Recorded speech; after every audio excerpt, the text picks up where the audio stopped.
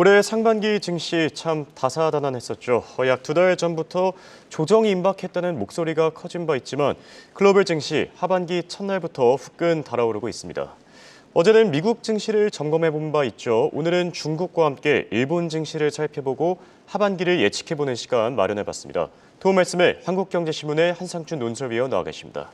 안녕하십니까? 네, 안녕하십니까? 네, 하반기 첫날부터 글로벌 증시 말 그대로 후끈 달아올랐습니다. 하반기 첫날을 맞이한 미국 증시는 어떻게 보셨습니까? 네, 사실 오늘 넥타이를 예. 제가 세계 증시를 보면 빨간색을 해겠습니다는 날씨도 덥고 그래서 예. 이렇게 좀 시원한 거로 좀 찾았습니다. 예. 그만큼 그 첫날, 하반기 첫날 많은 사람이 조정이 임박했다. 또 2달 전서부터 그런 얘기가 있었는데요. 특히 하반기 첫날을 좀 주목하십사 이렇게 했는데 그런 그 시합과 달리 후끈 달아올랐다 이렇게 보겠습니다. 역시 그 하반기 첫날에 이렇게 증시를 열었던 것이 이 동북아 국가들의 증시죠. 그래서 어제 일본, 중국, 한국 모두가 1% 이상, 우리 코스피도 38포인트 정도 이렇게 강하게 상승하는 모습을 보였다 이렇게 보겠습니다. 그래서 전 세계 증시를 보니까 지금 유럽은 당연히 프랑스라든가 독일이라든가 영국 같은 증시는 좀 안 좋을 겁니다. 예. 왜냐하면 이민자 봉기로 이게 유럽 경제의 고질적인 문제거든요. 그래서 이민자 봉기 문제로 해서 프랑스라든가 독일이라든가 영국 증시는 좀 안 좋긴 했습니다는 전 세계 증시는 강하게 첫날에 반등했다고 보겠습니다. 예. 오늘 그 미국이 반나절 장세였죠. 예. 그래서 내일 아침도 아마 특집으로 이렇게 독립기념일 휴장이기 때문에 한국경제TV의 이 방송을 이끌어가는 정영구 PD께서 많은 이렇게 특집을 준비할 거로 이렇게 생각하는데요. 오늘 반나절 증시 이렇게 3대 지수가 올랐습니다. 그래서 전체적으로 보면 경기 연착륙에 대한 기대로 3대 증시가 올랐다 이렇게 보겠습니다. 오늘 그 종목별로 보면 하이라이트가 테슬라인데요. 예, 그렇죠. 테슬라 같은 경우는 판매량이 증가했다. 가격 할인 장득 때문에. 그래서 이 소식 때문에 장 초반은 한 7% 정도 올랐습니다. 그리고 올해 같은 경우에는 장 초반에 바짝 오르고 예. 그 위에 프레터게 움직였죠. 프레터게 움직이고 요거 미든 돼서 그 위에는 후반은 없는 겁니다. 시청자 여러분 아시겠습니까? 반나절이기 때문에. 그래서 장 후반에 초반 반나절 장세 마감에 이렇게 보면 왜 이렇게 주가가 좀 이렇게 안 좋았는 모습을 보이느냐 하면 가격 할인책이 사실 판매량 증대, 우리들이 예상대로 판매량 증대에는 도움됐었고 특히 예. 중국 판매량에선 도움됐습니다는 이유는 증가할 것이라는 측면에서 우리가 퀘션을 그렸다. 이게 그래서 이것이 그 반나절 장세의 장 막판까지 끌어가지 못한 부분이 있었는데요. 오늘 가장 관심이 됐던 것은 미국 증시에서 사실 필라델피아 반도체 지수입니다. 필라델피아 반도체 지수 관련해서는 지난 2달 전에 우리가 필라델피아 반도체 지수 관련해서 반도체 ETF를 좀 강조해 드린 적이 있는데요. 그때가 필라델피아 반도체 지수가 2,900이었습니다. 오늘 정영국 PD께서 준비하실지 모르겠습니다는 오늘 필라델피아 반도체 지수가 3,700을 넘어섰습니다. 그래서 오늘 테슬라 이상으로 또 우리나라의 삼성전자라든가 SK하이닉스라든가 외국인 자금가라든가 반도체 관련해서 가장 관심이 이렇게 되고 있는데요. 필라델피아 반도체 지수가 3,700을 넘어서는 모습을 보였다 이렇게 보겠습니다. 여기죠? 3,700을 넘었죠? 예. 그래서 그 연장선수로 쭉 가면 5월달 초에 2,900이었었는데요. 2달 만에 115% 오히려 이 기간을 또 간다면 엔비디아보다 더 많이 올라가는 이런 모습을 보면서 필라델피아 반도체 지수가 이렇게 2개월 만에 2,900에서 3,700. 그래서 아마 필라델피아 ETF 수익률이 굉장히 좋을 겁니다. 이게 오늘 장세 달력이 됐습니다. 전체로 보면 3대 지수가 동반 상승했긴 했지만 조정 여부와 관계없이 지금 7월 들어서 미국은 장기 여름 휴가철에 들어갑니다. 그래서 우리도 이 방송을 통해서 잘 나갈 때는 그동안 많이 오른 것을 좀 향후 증시가 뭐 좋든 안 좋든 여부와 관계없이 좀 차익 좀 실현해달라 하는 이런 말씀을 드렸었는데요. 예. 차익 실현 매물이 좀 되면서 다른 동북아 증시보다 미국 증시가 상대적으로 올라가지 못했던 요인이 차익 실현이다 이렇게 보게 됐습니다.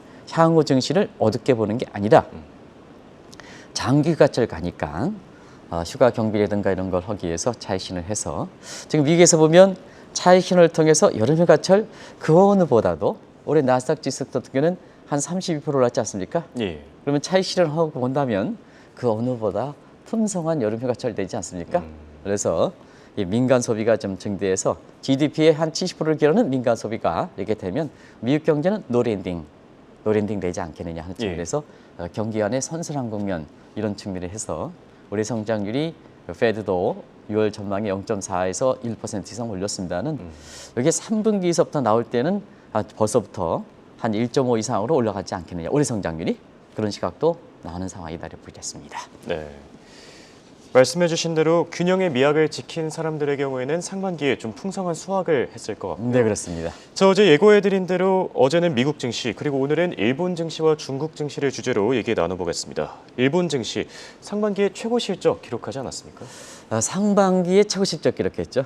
더더구나 일본 증시 같은 경우는 잃어버린 30년 과정에서 사실 한국 투자자들이 가장 국가별로 외면했던 시장이었다 이렇게 됐습니다. 예. 그런 상태에서 30년 만에 이렇게 깨어나니까 한국의 투자자들도 일본 주식 어제 이렇게 일본 주식의 상반기에 한국 사람들이 일본 주식 이렇게 매입 건수를 이렇게 봤는데요. 예. 한 4만 7천 건이 이렇게 나왔더라고요. 어마어마하죠. 그렇죠. 예, 그래서 일본 증시가 지금 상반기에 최대 성과를 기록했다 이렇게 됐습니다. 어제도 후끈 달아오르죠. 그래서 3만 4천에 육박하고 있는데요. 지금 하반기에는 일본 증시가 사상 최고치를 기록했던 것이 89년 10월이거든요. 이게 10월 1일인데요. 제 기억으로는 36,400 정도인데요. 하반기 이것을 깨느냐. 지금 목전에 왔죠. 36,000도, 예. 34,000대니까 34,000에 근접했으니까 아마 이게 깨지느냐. 이것이 글로벌 증시 입장에서는 굉장히 관심이 될 거다 이렇게 됐습니다. 아시겠습니다는 이렇게 일본 증시가 이렇게 되는 데에는 일본의 펀더멘탈 측면보다는 사실 중국에서 올해 상반기에 이탈했던 자금들이 쉘터 일석 피난처로서 일본 증시가 사실 상대적으로 지난 4월 달에 워렌 버핏이 일본 경제 상징이라 할 수 있는 5대 상사주를 추천한 걸 계기로 해서 쉘터 기능과 함께 일본 증시로 왔고 그다음에 한국의 개인 투자가들도 올해 상반기에 일본의 주식을 4만 7천 건 이상으로 살 만큼 일본 증시 회복에 기여했다 이렇게 됐습니다. 어제는 이제 증시가 이렇게 상반기 사상 최고치를 기록했는데 사실 펀더멘털 측면에서는 상반기에 개선되지 못했기 때문에 항상 증시는 올랐는데 여기 일본의 펀더멘털이 개선되지 않으니까 그만큼 갭만큼 거품 우려가 됐거든요. 근데 그 우려가 향후 일본 증시의 조정이 임박했다는 이런 시각과 함께 사실 근거가 됐었는데요. 어제는 일본의 제조업의 업황 판단 지수가 플러스 5로 나왔어요. 요새 숫자가 과잉됐기 때문에 이 플러스 5가 너무 작지 않느냐 하는데 그렇지 않습니다. 일본의 그 업황 판단 지수는 체감 지수인데요. 예. 제조업을 대상으로 해서 자 앞으로 경기가 나아질 것이냐, 이제 나빠질 것이냐, 이걸 사실 텍스 마닝 기법과 마찬가지로 좋다 나쁘다를 뺀 수치, 좋다에서 나쁘다는 수치를 뺀 수치가 플러스 5 정도로 나와서 체감 경기에 대한 개선이 굉장히 크다. 주가가 그만큼 올라간 만큼 경기도 회복되지 않겠느냐 하는 기대가 아마 반영돼서 예. 펀더멘털이 개선된다면 일본 증시는 사실 최고의 성적을 기록했던 것이 지속 가능성, 하반기 지속 가능성을 높인다는 얘기죠. 그런 측면에서 사실 증시의 어떤 일본 경제 기폭제를 바탕으로 해서 일본 경제가 우려했던 그동안 잃어버린 30년 이 우려에서 탈피할 것이다 하는 측면도 하반기 일본 증시와 함께 일본의 최고치, 사상 최고치 기록과 함께 경제적 측면에서 관심이 된다 이렇게 보겠습니다. 네. 말씀하신 대로 일본의 펀더멘털 그리고 경제가 관건이 될 것 같은데요. 하반기에도 증시 호조세 이어가려면 경기가 우선 살아나야 되지 않겠습니까? 네, 사실 일본은 전통적으로 자민당에게 주관해서 예. 압축 성장한 지금 돌아가셨습니다는 한때 저도 같이 이렇게 연구실에서 같이 있었던 조승 교수님이 압축 성장이라는 표현이 이렇게 사실 저는 학교에서 같이 공부하는 건 아니고요. 예. 외교kul학부의 앞에 소천사사라는 거에서 이제 1년 반 동안 데이터 처리해줬던 그래서 이제 조승 교수님과 인연을 갖고 있는 이런 건데요. 예. 사실 이분이 이제 압축 성장, reduce growth라는 표현을 썼거든요. 그래서 일본도 2차 세계대전 이후에 뒤늦게 그 경제가 회복되는 상태에서 1차, 2차, 3차 이런 경제 계획에서 다른 나라 100년 걸릴 것을 40년, 50년에 압축시킨다. 한국도 1964년 국교 수교 이후에 그걸 받아들여서 한국도 1차, 2차, 3차에서 이게 압축성, reduce growth라는 표현을 썼거든요. 그런 과정에서 사실은 어느 정도 이 고도 성장이 이루어지는 과정에서 일본이 자민당이 사실 1980년대 후반 이후서부터 일본 경제가 자산 붕괴와 함께 경기가 좀 어려워지는 상태에서 규제가 굉장히 강해졌습니다. 경제가 이렇게 좀 고도 성장해서 이렇게 되면 지금도 중국 경제도 규제가 많아지지 않습니까? 예. 규제가 많아지는 이 문제인데요. 지금 그 규제가 많아진 것이 일본 경제가 살아나지 못하고 잃어버린 30년을 겪었던 가장 큰 요인이거든요. 공교롭게도 올해 아담 스미스가 탄생된 지 300주년이다. 예. 근데 한국경제신문도 아담 스미스 300주년을 기념해서 이렇게 우리도 컨퍼런스를 한국경제신문이 주최했습니다는 일본은 아직도 그게 아담 스미스의 300주년 컨퍼런스 포럼이 아직도 진행되고 있습니다. 마침내 기시다 현재 일본은행 총리, 일본 총리도 사실 아담 스미스 300주년을 기해서 지금은 아담 스미스가 보이지 않는 손, 시장 경제에 의한 보이지 않는 손인데요. 지금 인공지능이 주가 되지 않습니까? 예. 인공지능에 무슨 규제가 필요 있느냐? 기시다 총리가 연일 이렇게 외치고 있습니다. 이거는 왜 그러냐면 일본이 사실 반도체와 관련해서 한국과 대만과 미국이 부각되는 상황에서 경우에 따라서는 일본, 중국도 부각되는 상황에서 일본이 그 반도체에 대해서 완전히 쇠퇴한 거로 생각합니다는 그렇지 않습니다.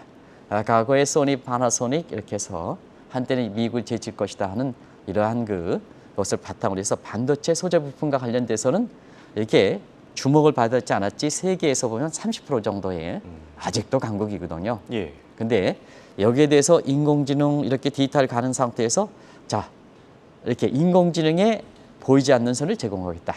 이제 규제를 왕창 풀겠다는 얘기죠. 그렇죠. 그것이 결국은 일본이 제조업 부흥론, 제조업 리커버리의 가장 핵심적인 것이 결과적으로 보면 반도체에 부흥하는 거거든요. 예. 최근에 일본과 관련돼서 이거 좀 돌려주시기 바랍니다. 제가 이렇게 많이 이렇게 진전되는데 이렇게 예. 시청자분이 이렇게 자막이 안 나와가지고 굉장히 그럴 겁니다. 일본 정부의 제조업 부흥론이 나오거든요. 그 제조업 부흥론의 반도체가 핵심이거든요. 근데 반도체는 세계 시장이 아직도 30%의 강국이거든요. 예. 그러다 보니까 일본 증시가 살아날 수밖에 없다는 걸 말씀드리겠습니다. 자, 우에다 총재가 취임한 지 약 3개월이 다 돼갑니다. 하반기 일본 경기와 증시에 관심, 일본은행이 통화 정책을 어떻게 변화할 것인가 이 부분 아니겠습니까? 네, 이 대목도 이제 하반기에 일본 증시와 경기와 관련해서 또 우리나라의 엔저를 겨냥해서 사실 그 엔저를 시대에 엔화를 이렇게 사두셨던 이런 분들의 가장 큰 관심거리인데요. 아시겠습니다. 이 대목은 지난주 열렸던 EC 포럼에 예. 주요 그 4개국 중앙은행 총재 간의 사실 그의 어떤 입장차를 보면 아실 수 있지 않냐 생각합니다. 그때 당시에 그 파월과 라가르드 총리에 대해서 미럴 관계에 대해서 사실 그 우에다 총리는 애써 의미했는데요. 우리가 일반적으로 미소는 그냥 미소라 그리고요. 예. 그 다음에 우에다 총리가 파월과 그리고 이렇게 라가르드 총리 간의 미럴 관계에 대해서 쓴 웃음은 썩소라 그랬어요. 썩은 예, 해서. 맞습니다. 그리고 이것보다 더 이렇게 했던 것이 심리학자가 얘기했던 강하게 반등한 데서 디소라는 표현도 있는데요. 요즘 전 세계에서 보면 이렇게 이걸 가지고 스마일 논쟁이라 그러거든요. 예. 그래서 좋은 각도의 미소. 이 좋은 각도의 미소는 뭐 착한 미소를 잃지 않다 그러더라고요. 그냥 미소. 예. 여기에 썩소. 그리고 이제 디소 이렇게 심리학자가 얘기했던 디소 이렇게 되는데요. 사실은 이것이 왜 그럴까 하면 일본의 중앙은행 총재로서의 그동안 일본이 마이너스 금리 정책 그 다음에 아베노믹스를 포기하지 못한 그런 고충을 표현한 것이 아닌가 썩소가 그런 과정에서 통화정책 시차는 보통 1년인데요. 잃어버린 30년이니까 어쩌냐 그동안 엔제 정책 마이너스 금리 정책이 사실 시차가 그만큼 길었다는 얘기죠. 누구 때문에? 이렇게 파월과 라가레드 총리 때문에. 예. 그래서 당신네들 때문에 이렇게 통화정책 시차가 보통은 커저리 달성 범위 1년 정도인데요. 미국과 유럽의 영향으로 해서 25년간 지연되고 있다. 이게 일본행의 총리가 이렇게 썩소를 표시했던 이런 뒷배경이 아닌가 이렇게 생각합니다. 예. 그래서 하반기에 엔화 문제는 오늘도 그렇습니다. 오늘도 사실 일본 증시가 올해 강하게 이렇게 상승했습니다는 오늘도 엔달러 환율은 아마 정영국 PD께서 보여주시겠습니다는 144, 145 이렇게 해서 거기서 엔저가 더 진행되는 모습을 보이고 있거든요. 예. 왜 그럴까 하는 측면은 엔저에서 사신 분들이 엔화 강세가 되려면 사실 그만한 충분한 요인이 있어야 되는데요. 일단 통화정책의 한계가 미국과 미국과 유럽보다 금리 폭이 더 올라가지 않습니까? 그렇죠. 그게 이제 엔화가 강세돼서 엔저를 사지한 사람이 돈을 벌 수 있지 않습니까? 예. 근데 현재 일본이 사실 미국과 유럽보다 더 많이 금리를 올릴 만큼 경제 펀더멘털이 좋을까? 이건 시청자분이 판단해 보시고요. 예. 두 번째는 엔저 효과를 우에타가 뒤늦게 인정했던 거거든요. 이게 많은 추측을 나누는데요.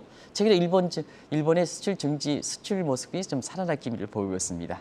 그런 측면에서 엔저 효과를 하다 보니까 오히려 엔화 강세 쪽으로 돌리지 않고 엔저를 계속해서 끌고 가는 게 아닌가 저는 추측. 그다음에 우에타 역시 일본의 그 자민당에 지금 선거를 이렇게 기시다가 선거 관련돼 있는 상태에서 이게 정책 포퓰리즘을 좀 의식하는 게 아니냐.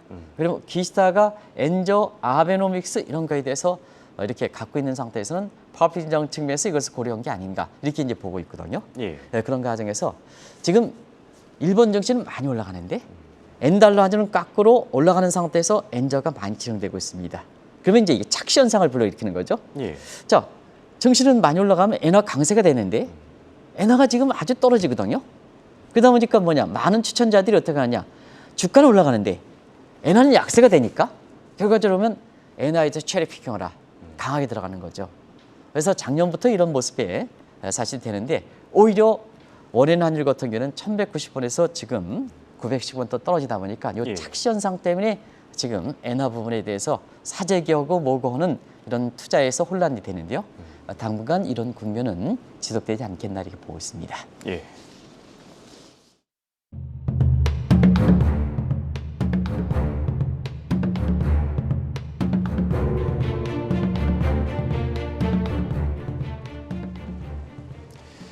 자, 올해 상반기에 최악의 시기를 보냈던 중국 증시, 하반기 첫날에는 오르는 모습이었는데요.